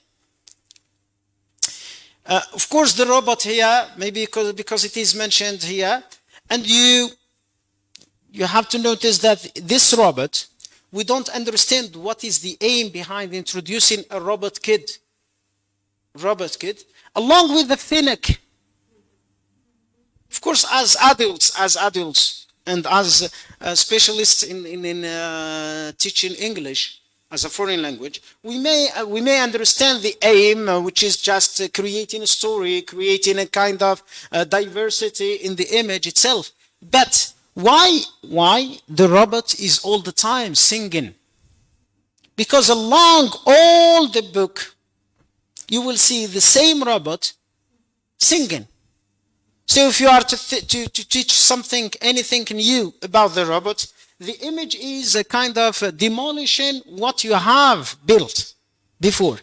Why? Because you are mentioning maybe the robot kid is something related to technology, to the new invention, whatever, but still you are minimizing, caricaturizing the robot in a form of a singer, just a machine that sings, and which is something bad. The other one here, in this image, you see in a classroom where we have teacher, students, and we have a robot kid and a fennec in classroom. You are creating a cartoon that is not real, right? And so, as I said here, does a 9-year-old pupil understand and be aware of this complex situation, a robot with a fennec? And the other one, all the times we return here, which is at the bottom of the page, all the times reference to the patriarch, reference to the national signs, which is here in this case the flag. The flag. Right. We have here the other image. Because here in the through the book I am using moving through the pages. It's not like the table before where I have recapitulated everything. So you see here the background, setting, and stereotyping. The background here, a child from I don't know, the countryside, and then in the countryside it is kind of the background where you have snow on the mountains, which is not existing in almost. Why I'm saying this? Because you are taking all the images about nature. We had never, in this book of course, referred to the Sahara. All of them are about the north. So how to convince a child who is from Tamarast, from Wergla, from Gardaya, from other regions, that this maybe this scene is existing, right? So to say to him, for someone, a child in a city, for example, or in north of Algeria, about the word snow, for example, snow, it's easy. But you go to the Sahara and you say snow, maybe you need more time to explain. Is it okay? Then the other one, you see here another problem that we have mentioned before, which is the relation between the persona and the task. The persona, which is, and the task itself. So all of them are smiling. And then we have numbers. How a child can retain, can memorize the name of the number with the sound, because the teacher is going to provide the later on 1, 6, 9 how to pronounce, but with the persona. So normally we have 6, we put 6 in order to create kind of link in order to help memorizing. The other one, and this is the famous story that I was mentioning before, which is the lake. You see here the lake, very small compared to the story itself, the background itself, and then the story is in itself is not clear. Are we creating a real story or a fairy tale? So here it's the same thing.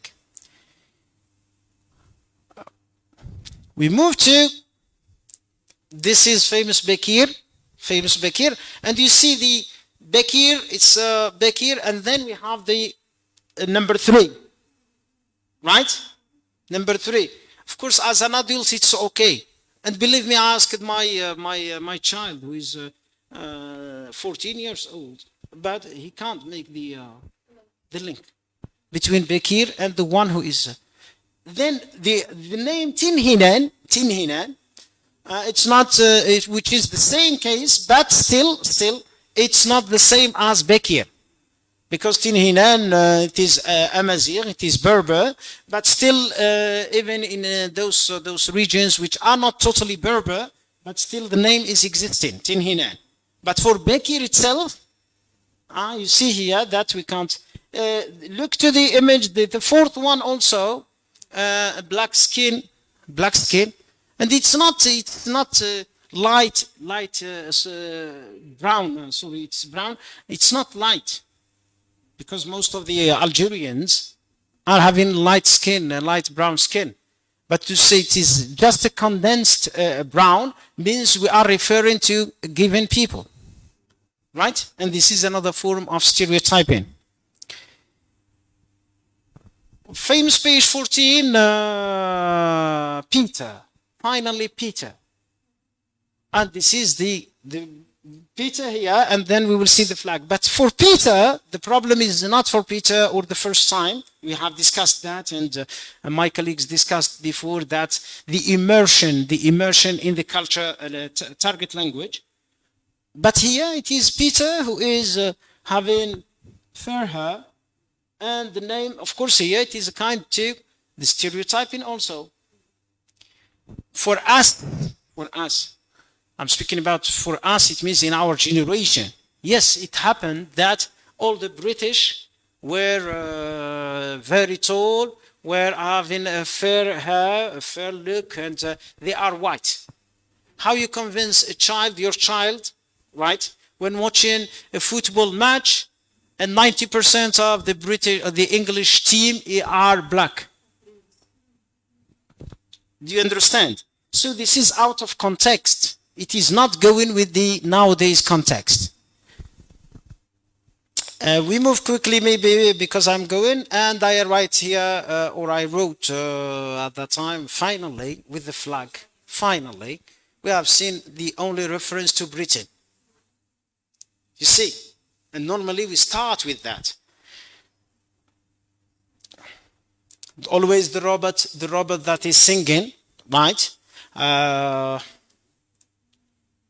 Again, which is the reference to the national, and I am sure that for most of the rooms for children, they are not having the Algerian flag or the reference to Maqam Shahid or whatever. For the flag it's okay, but for Maqam Shahid I don't know what it is really. Then we have also the terms that are, as my colleague said before, eraser, and we have crayon.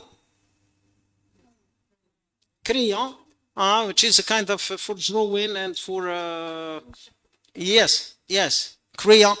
Then here at this level, it's preferable to avoid such a word, because it would be impossible for you to explain crayon, and the other term crayon en français, right? Especially that the images are not a high quality images, right?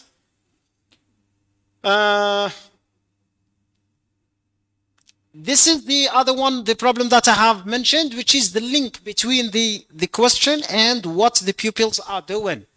Look to the teacher, and through the image you understand the context, which is what is that, or what is this, sorry, what is this? It is a book, right?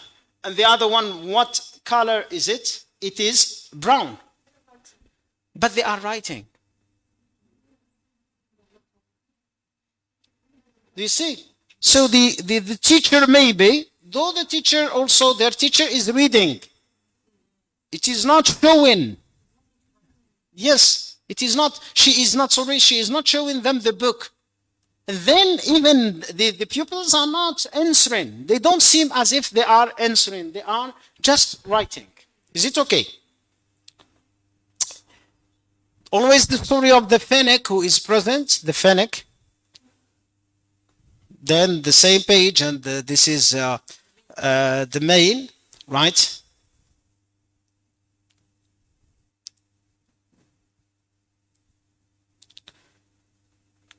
Here you see when we mentioned the term overloaded. Look, overloaded, and we have the colors, and then the tools, I don't know, the school things, and then the days, and then the other words or languages, and the using of colors. And we don't know the purpose of using these colors, right? The other one, you see here, days with colors and pencils. What's the purpose? And I am speaking and I'm insisting on the word overloaded.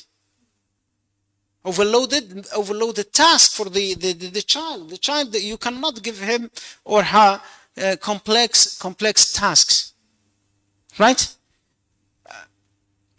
Then the timetable. First, the timetable at the level of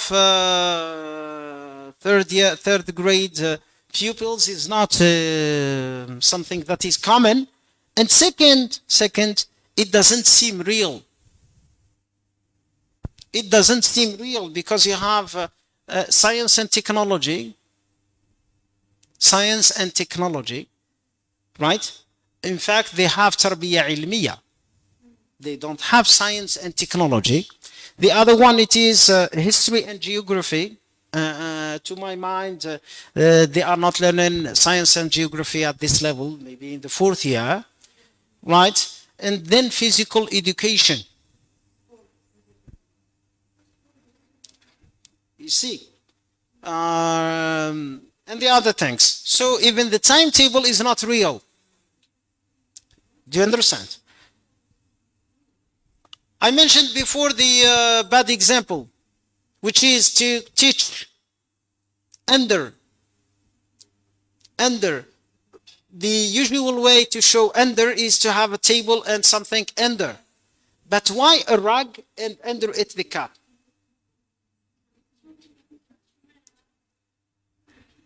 Right. Yeah, it will never happen. يعني, at home, it is 1 out of a million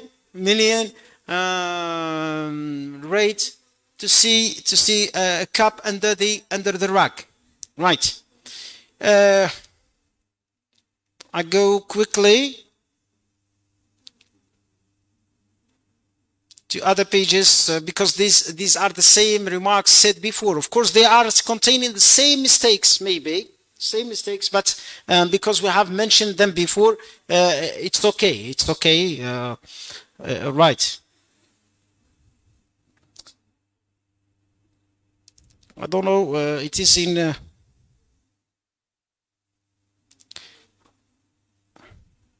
I want to mention something about the birthday. You see the persona here. It is the same haircut all the times. The same haircut, as if because for the child, of course, it is through the weeks. And if you have this girl, this number 2, which is this one, always having a haircut like that, it means you are through the through time, you are making a kind of an image in the mind of the child that this is you don't bathe, you don't change a haircut, and because it is through the time.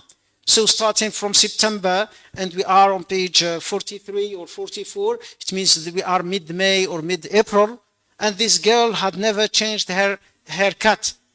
Yes, because we don't think in terms of our adult mind. We are thinking in terms of a child, right?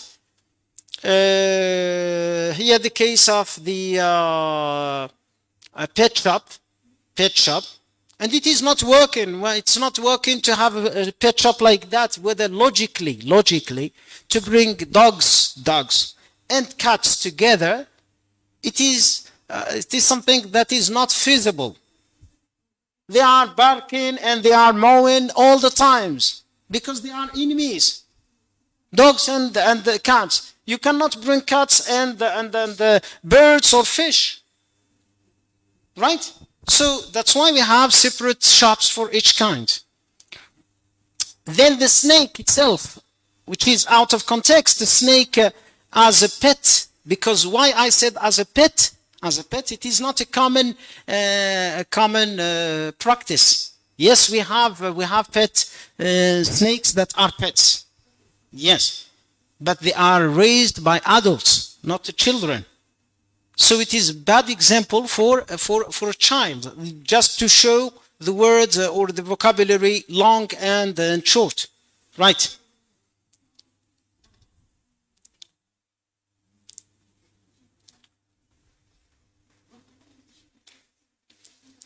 Coming to the birthday, this is, as I said, the birthday.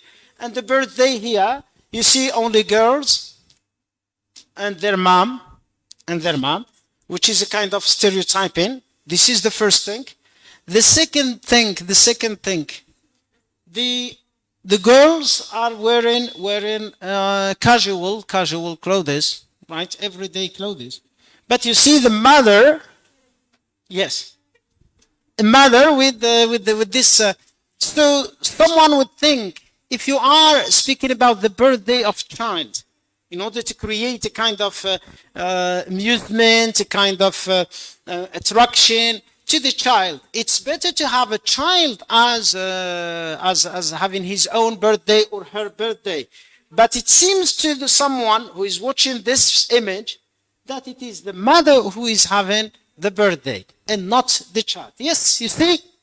And then, I don't know. My mother is very old and she had never, her birthdays like that. But still, have you ever seen a mother who is having birthday with this kind of dress?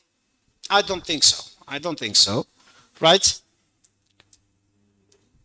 Then you see here the other image, as my colleague Mخوخ said before about the girl in blue, in overloaded, which is stereotyping the girl, then veiled in a way. The dress is something southern Algeria, and then the color of the skin, right? So. And then it is also overloaded. This is just one story, and you see it is overloaded. And overloaded, of course, when I say overloaded, it means the child is unable to deceive her, to guess what is the task, what is the meaning, what he is going or she is going to do, right? And so this is an advice for you as future teachers when you are teaching children, pupils. It's better to use simple images, that are not overloaded, images that do not necessitate a lot of explanation from the teacher and taking much time by the children to understand.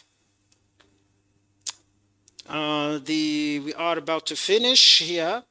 The same thing, the same tasks, and then the robot that is always thinking, the birthday, and same persona, and the task is my Pictionary. So the task is my Pictionary, and we are still insisting at the end of the year with the same persona, the same characters. Normally we create something else as the task is my Pictionary, right? This is all what I have to say about this analysis. I am sorry for being taking much time, right? And I wish that you have really benefited from this analysis. Thank you so much.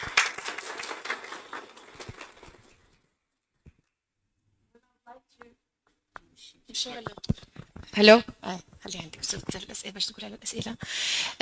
would like to thank Mr. Kousa for this informative presentation.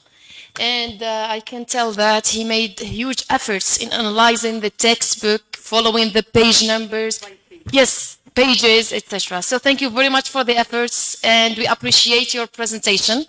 I'll give now the floor to Mr. Kousa, the president of the session.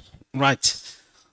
So the floor now is open to the audience to ask any question they want about the four presentations, any kind of question, and we are ready here to answer them. Do you have any contributions to? Yes, or suggestions, whatever. Yes, Firdous.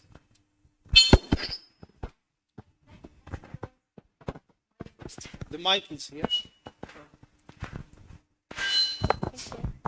Thank you so much. I would like to ask about educational games. Shall I, for example, if I adapt for this title, shall I use it in the first semester or in the second semester? Because in the first semester, the people are not familiar with new words. They're just learning numbers and alphabet. Okay, yeah, so the use of educational games is linked to the objective of the game itself. It's not linked to the timing, first or second semester. So you can adapt as you can adopt, as you can create. So you follow one type of a game, and you can use it to serve your own purposes of the lesson. Yes, thank you so much. Yes, others?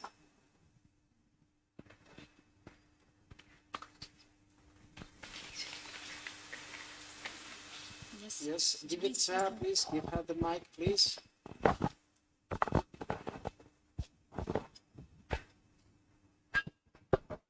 First,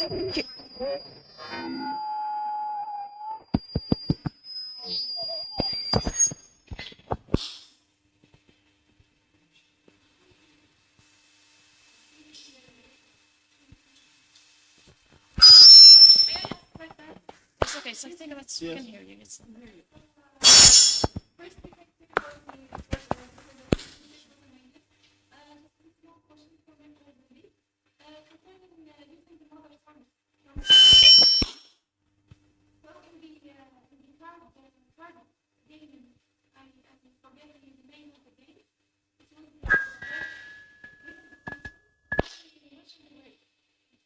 memory cards.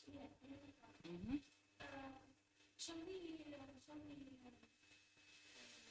say the definition now? Using the mother tongue for them to understand. Because they don't have that much of words. Well, the aim is to teach them the language, the English language, to teach them vocabulary of the English language. Now, when I talked about the mother tongue usage, it's when children are playing the games, they use their mother tongue. And I said, and teachers, they don't need to bother much about this, but at the same time, teachers need to talk in English. Okay? That's what I meant. Welcome. Rania? Yes.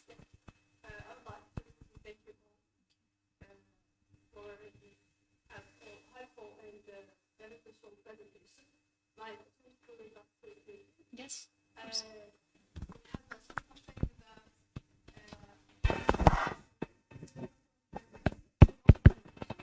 Yes.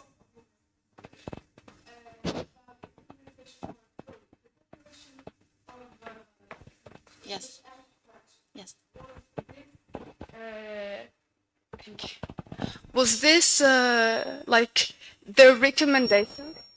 Did they recommend? Yes, actually, this was one of the recommendations because actually teachers complained on having children at the third grade learning two foreign languages at the same time. They were introduced at the same time. So one of the recommendations of my study is why not you introduce those languages into two different grades. For example, second grade or third grade English, then fourth or the fifth grade French, etc. This was just a recommendation that I think that it's a little bit difficult to be taken into consideration. Yes, others? Fedia? Presentation. They were online topics and insightful information. They were really rich sources. One my question is, in fact, in general, after you have presented perspectives and challenges from the primary school, how would you evaluate? Yes. How would you evaluate the third year, the language or the acquisition of the primary pupils after they finish this year? How would you evaluate? How would it be? Would it be like they acquire language as it is appropriate, wrong? How do you evaluate? The evaluation. You said after you have analyzed the textbook, after you have analyzed maybe the methods of teachers, how would you evaluate the acquisition of the language at this level? How would you acquire? Is it I think it's hard to tell. Only the teachers that can say something about the progress of their children. That's first. I don't know which kind of evaluation you are talking about. Do you mean the evaluation when it comes to assessment, exams, and tests? acquisition of the language itself? After they have set objectives, teachers, after they have set objectives, with the analysis, they think that the textbook is wrong, and maybe the teachers are not. Sorry, I'm not saying It's not wrong, but it has mistakes that affect language acquisition. So after analyzing these mistakes, Yes. these mistakes, and maybe the teachers are not well, as you said, are not well trained to teach pupils. How would you evaluate learning at this level?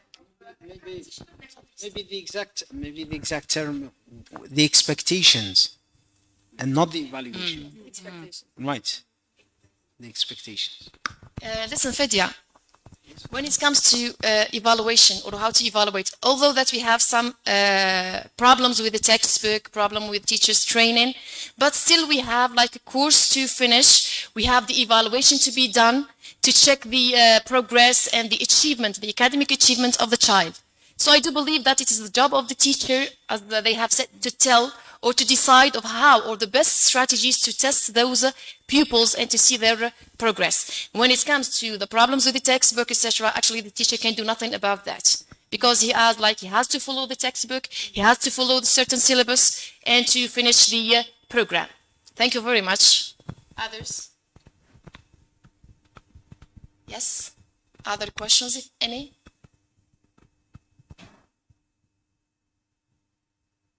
Bilal? And her friend, any questions?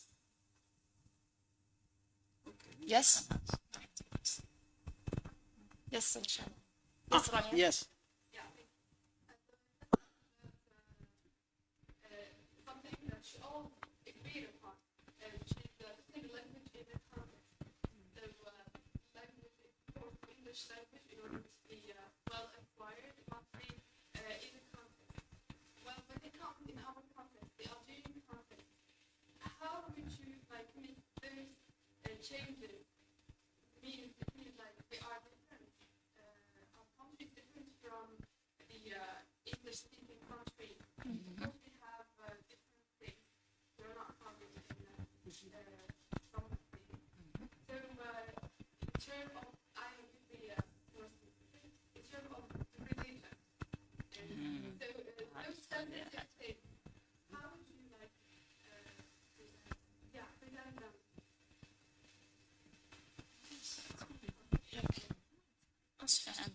Well, sorry, I don't really have the answer, but as Mr. Koussa said before, it's very important to select material which is appropriate, of course, to the Algerian culture. Yes, we take the target culture into consideration because it's part of the language, but at the same time, we're not going to teach inappropriate things. We have to be careful about this, okay?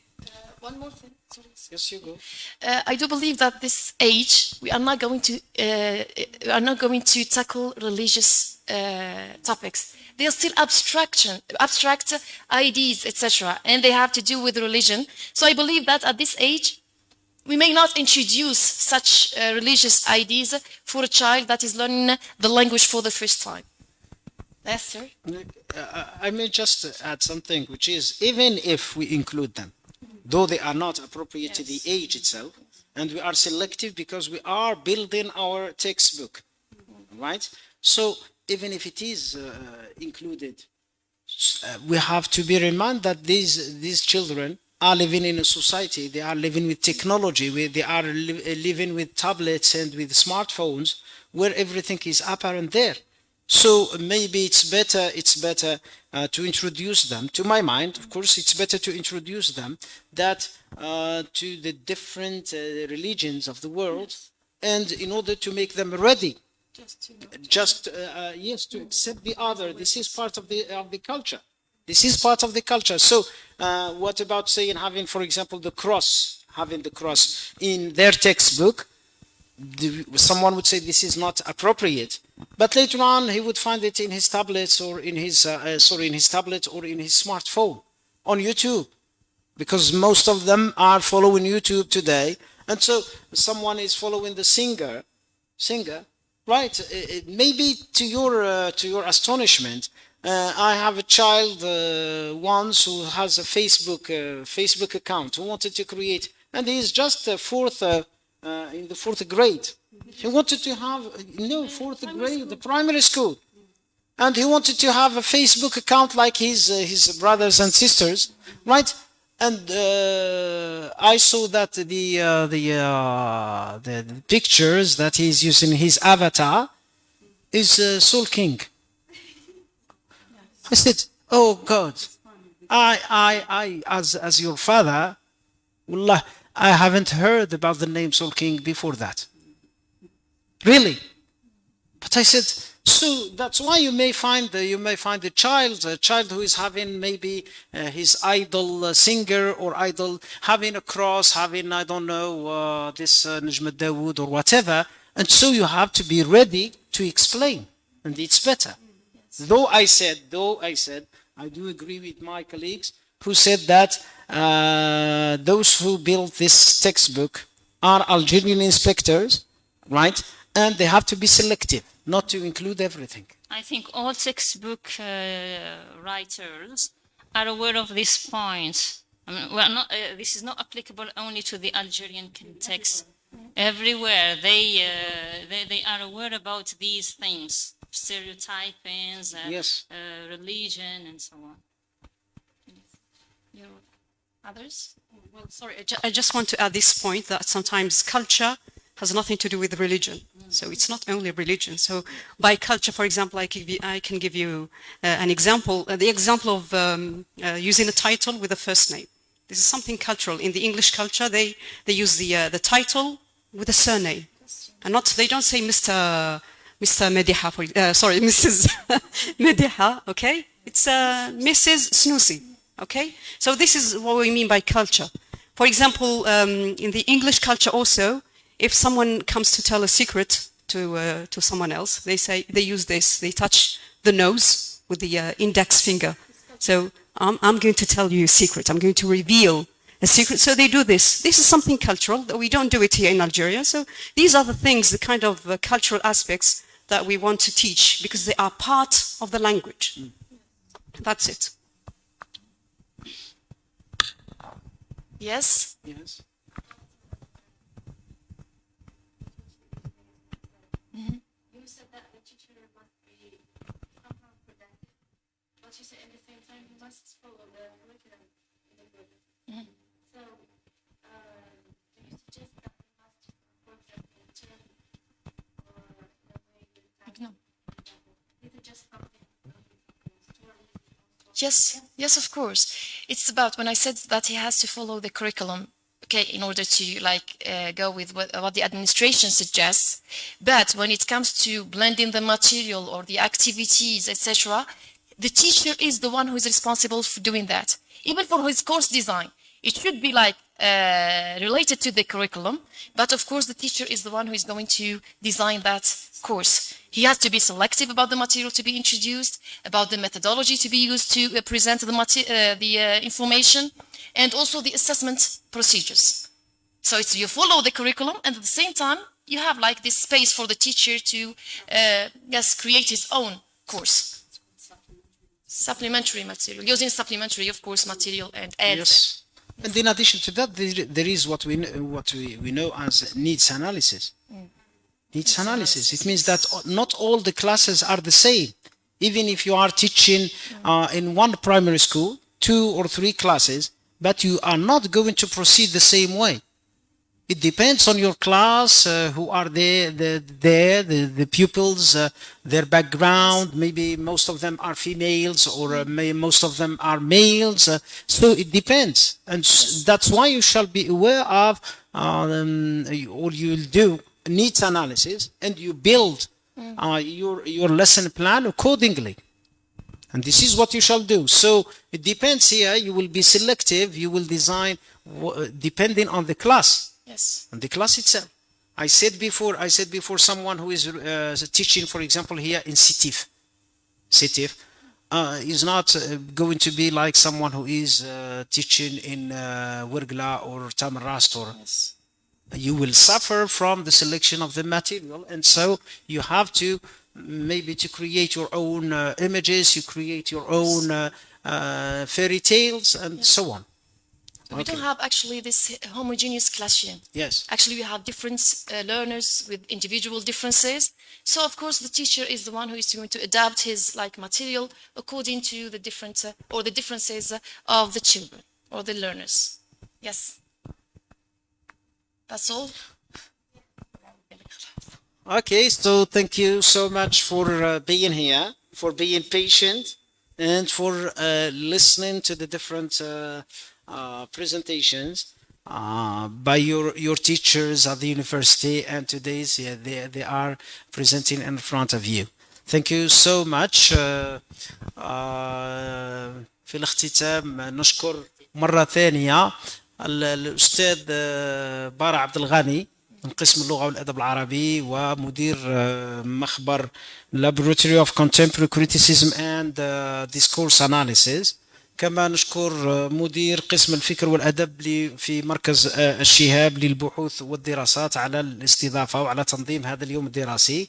أشكر خصوصا الأستاذة سنوسي مديحة والأستاذة كواشي راوية على تنظيمهم لهذا اليوم الدراسي أو هذه الندوة وعلى المجهودات التي بذلوها من أجل أن تقام هذه الندوة.